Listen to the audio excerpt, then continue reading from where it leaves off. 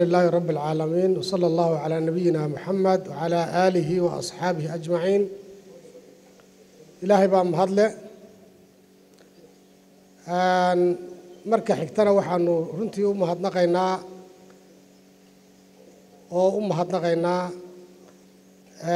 madaxweynaha iyo madaxweyne ku-xigeenka iyo golaha wasiirada iyo dhammaan dhakhaatiirta iyo mashaayikhda halkan kulankan ku arrinsanaya ee isugu yimi aad iyo aad baan idinku mahadnaqaynaa yeedhidda aad noo yeedheen waxayna muujinaysaa in xukuumadda iyo culimada inay isku xidhan yihiin. ilaahay baana dee yidhi subxaanahu wa tacaala yaa ayuha aladiina aamanuu atiicu allaha wa atiicu arasuula wa uli lamri minkum. marka hore xanuunkan innagu dad muslimiina baynu nahay waxaynu aaminsannahay inuu yahay min qadaa'i illaahi wa qadarihi. arkaantii iimaanka ee lixda ahayd mid ka mid ah ayaa waxaynu aaminsannahay wixii ilaahay inoo qadaro inaynu raalli ku nahay marka ugu horeysa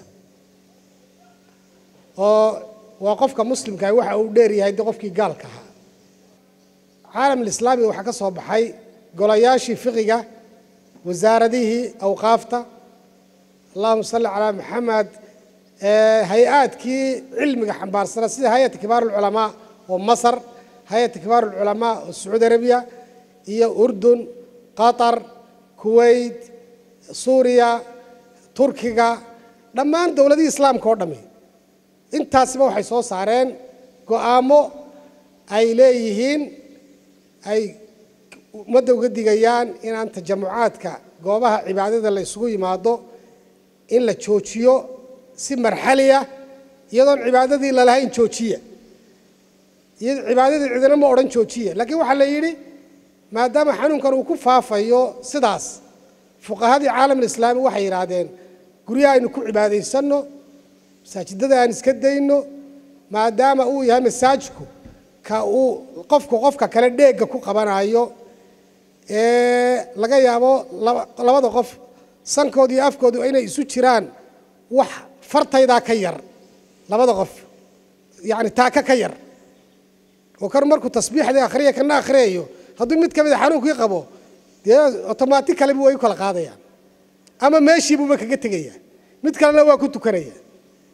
marka horta diinteenu diin jaamida oo meel ku engegtay maahee waa diin fiqigeedu fii kulli casri waqti kasta ula socon karo. keliya waxaa la rabaa kolle wasaaraddeenii baa inoo joogta wasaarat alwaqaaf oo culimmaduna dhammaan ay hoos timaadaa wasiirkaygii baa fadhiya in dee wasiirka xilkiisay tahay inuu culimmada isugu yeedho guddidii fatwadaa joogta wixii hadba loo baahdo marka dhakhaatiirtu ay caddeeyaan dararka iyo dhibaatada ummadda ay ku leedahay arrimaha noocan oo kale ah culimmaduna fatwadii bay soo saarayaan. laakiin anigu aan hadda fatwo dhiibaynin waxaynu samayn karnaa si tadriijiya oo maaragtay ama aynu safka dee aynu mitir isu jirsanno ama aynu masaajidada nidhaano muddo inta xanuunkana faafayo aan xidhno kulli waxaasoo dhan waa arrimo inay wasaaradda awqaafta ay iyadu hawsha culimmada kala shawrto kadibna wixii laga badin waayo ee fatwo ah ee dadka lagu ilaalinayo marka ay xaggayga ka soo baxdo